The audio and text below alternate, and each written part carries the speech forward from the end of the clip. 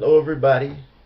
I'm here to do my review of the Oval. I was going to do it last night, but it was late, and when I started to do the review, the camera shut off for low battery, and I said, you know what, I'll just get up and do it in the morning because I was tired. So the show picks up where we left off last week, and that's when we found out that Ruth is dead. So she's dead up in the morgue, her face all cut up and everything, and Barry identifies her by a tattoo and a scar, but I'm wondering if the cult killed somebody else and tried to make it look like it was Ruth so they can throw Barry off and the police off in trying to find the daughter. I don't know if that's where the storyline will go, but that was just something that I thought about. So Ruth was stabbed with a 7-inch kitchen knife. And the detective said that Nancy's like, ooh. And Barry's like, don't tell her that. And then the detective, she's asking Barry where he was, and he says he was home all night. And Barry looks at Nancy like, back me up, Ma, back me up, Ma. That's the look he had. And she's like, I went to bed early. So she was like, well, I can't lie for you. So she just said she went to bed early. And so Barry, he leaves because he really didn't have to answer any questions anyway because he did not have an attorney present. So they're in the car, and Nancy's like, "Oh, I feel so bad for that girl," and Barry's like, "I'm relieved. She put me through too much." And in the moment, Nancy seemed to be showing more concern for Ruth than her grandchild. And I said, "Okay, so Ruth is dead. That's your grandchild's mother. If your grandchild is with some crazy cult without a parent to protect her, so you should be flipping out right now." And so the what happened? Okay, so Richard, this is the other part of the Butler's family storyline. He was fired, and so he was still at the White House, and he saw on the television a story about a man being shot in his home. And it turns out that when that gun went off, we knew it went into a house. It killed somebody.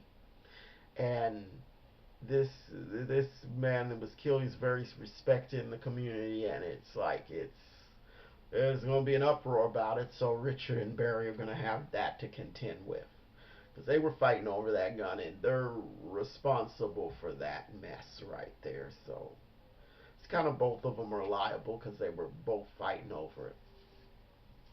And so Priscilla's husband, who was on staff of the White House, he wanted to try to get Richard's job back, and so he talked to Donald when he came in, and Donald was not of any help at all. And Richard just said, "You know what? I knew this wasn't going to work." And he goes home and he's doing some housework, and he lies to Nancy and Barry and says, "Well, I just took the day off because all the trouble we're going through." And Nancy knew he was lying. And Richard talked his way out of that, and he ended up saying, "Well, I'm starving. Would you go make us some lunch?"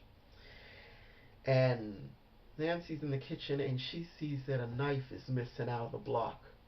And Ruth was stabbed with a 7-inch kitchen knife. And when Nancy sees that, she's all like, "Oh no." You know that's what black mothers will say. If something goes wrong or something is amiss and it's bad, they go, "Oh Lord, no, Lord, no, oh Lord." Okay, let me let me keep it moving. So Donald goes into the Oval Office to get things together for the day. It's the first day, and Hunter's a lazy bones who doesn't want to do anything. He's sitting around talking about Denise. "Oh, she licks me everywhere." And I do mean everywhere. And I'm like, "You're nasty, and you're sharing too much." Eh, kind of an exhibitionist right there. And he doesn't want to do any of the work. He said, "I want to golf," and he takes out his club and he's doing that little, thing people do indoors, practicing their golf swing and all that. He wants to do nothing.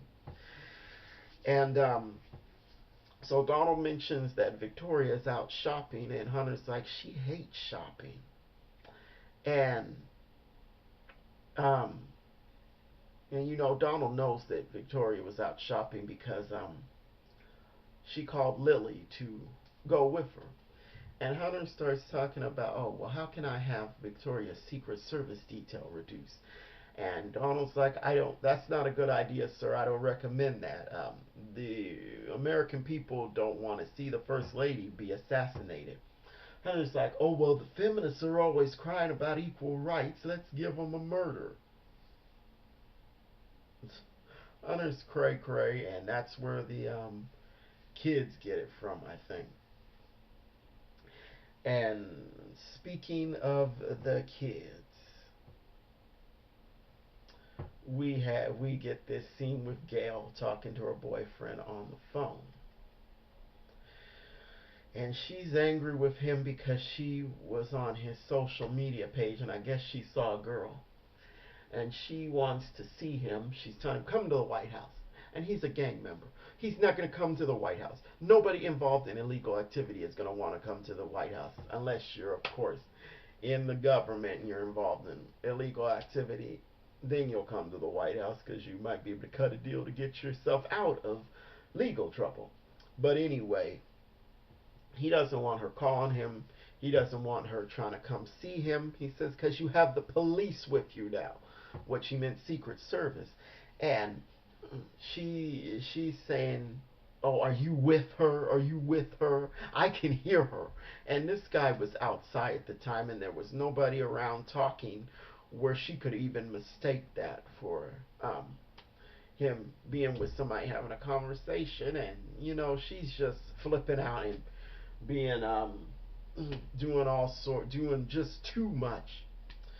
So, but that's not the last we see of Gail, and I'll get to that in a little bit. So, Lily is at the White House waiting for Victoria to come down, and so here comes pervert of the year Jason strolling around naked again. Just and we saw his booty, and Lily was looking like, what the F is this? And in that sort of situation, I would have been, you know what? I'm gone. I can't do this. I'm not going to be sitting up somewhere with people walking around naked. This is creepy. This is screwed up. So finally, Victoria comes down and she's telling Lily what she wants. Well, I want clothes that look good, but that are cheap. And Lily is not sure why Victoria wants to go to this particular store because it doesn't fit with a profile of a first lady and the way a first lady dresses. But we know why Victoria really wants to go. Okay. So before Victoria can get out of the White House, she runs into Gail, and Gail's trying to leave the White House, and Victoria just will say everything to Gail. Oh, my life became a living hell when you were born. So Gail's trying to get out. I'm gonna leave. I'm gonna leave. So she tries the doors. They're locked. The White House is locked up like a fortress, and even the first family can't just get out. So I don't know why anybody would want to be in the White House. And so she won't listen to Victoria. So Victoria tells Secret Service, taser. And the Secret Service agent's like, no, ma'am, I can't do that. So Victoria just takes the taser and is ready to do it. And Gail is just like, you won't do it, you won't do it, you won't do it. Guess what? She tased her own daughter and she fell out there on the floor. And it was a mess. And the White House staff is going to have to cover this one up because Priscilla was attending to Gail. And the doctor asked, well, what happened to her? Priscilla says she got a shock. And Gail pipes in, it was my mother. And Priscilla's looking around, and she rushes the doctor out of there and all of that. And once again, Gail is very rude to Priscilla. Same old thing she's been doing in the rest of the episodes. So once Priscilla leaves, creepy Jason comes out of Gail's bathroom. She's like, what are you doing in my bathroom? And he's like, oh, I know how to get out of the White House. So first Gail's interested, and then pervert starts saying, "Oh, well, I've been reading, and there are secret tunnels all over this place." And he doesn't have no real information. He just has been reading, and she's like, get out, go get naked and prowl around like you usually do." So I guess this is his. I guess this is something that he's been doing for a long time. So, oh, and I forgot to talk about Kyle. So he wasn't happy about being reassigned because he doesn't want to let his former lover go, and it's obvious that was involved with Donald.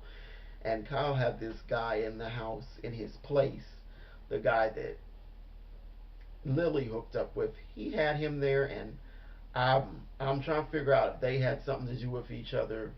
But what we do know for sure is that Kyle sent him to go snoop around in Donald's house. So we'll see where that goes, because Kyle is gonna he's gonna go nuts. Um, so let's get to the marquee scene of the episode. So Denise is in her shop, and she sees Secret Service detail pulling up, and she's already, because she thinks it's Hunter, she's checking herself, and oof oof oof oof. She's doing the most, and she sees that it's Victoria, and she's like, "Oh, First Lady." And then she starts schmoozing and all that. "Oh, I'm so humbled that you would come to my store." And Victoria's like, "And I'm humbled that you would come to the White House and F my husband." And it's like, and then it's like, "Uh oh." Denise knows that it's getting real, and she's trying to talk her way out of it and all of that. And Victoria's not having it. She's like, "I hope your lips blow better than they lie." I was like, wow, that was some line.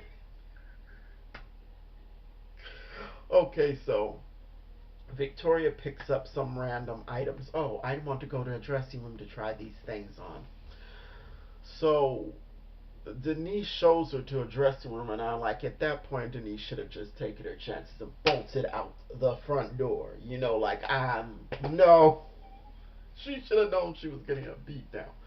So she goes into the dressing room, and the door is shut, and Victoria goes in on her. She takes off her shoes, she greases herself up with Vaseline and all that, and she goes in on Denise.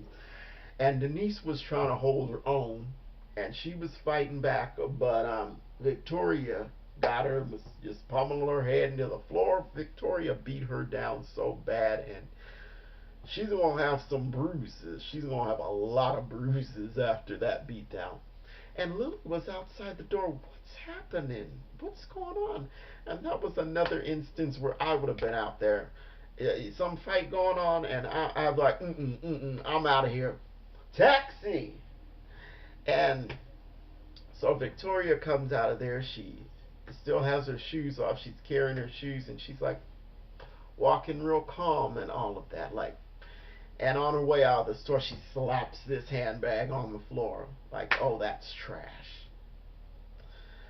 So they get back in the car, and basically, Victoria wants Lily as an ally. She says, "So if you tell what my husband is doing with women, I'll try to, I'll tell you what yours is doing, because I know that he's covering up for Hunter with these women." And Lily's like, "Oh, well, my husband doesn't cheat. He's faithful." And Victoria said, "Honey, no man is ever faithful. They just haven't been caught yet." And so Lily gives herself away. "Oh, he would never do that. He's good. He's good." And so Victoria picks up, "So you cheated." And of course Lily's gonna be like, "No, And so Victoria knows Lily's secret. So I don't know if she's gonna use it against her or not. So pretty much I think they're gonna be allied. So, and I forgot to talk. I'm looking at my notes, and I forgot to talk about the pharmacy part. So, Barry's girlfriend Sharon works in the pharmacy, and she works with this guy, and they obviously had some previous involvement. because he had brought her some of her favorite food from a vegan place and all that, and is being real nice and everything. And she wasn't really feeling it because she has a boyfriend, and the guy has a girlfriend too, because she comes in, she wants to put some flyers up for the man that was shot, and she's looking like at Sharon like, mm, how are you? She spoke to her, but it was very dry and kind of rough, like, I'm watching you, I'm watching you. You could tell her that she didn't like her at all, and so, because when she was leaving, she was looking at Sharon and her boyfriend like, what are you all up to? And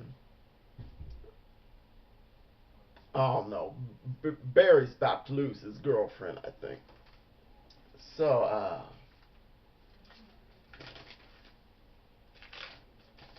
nice name.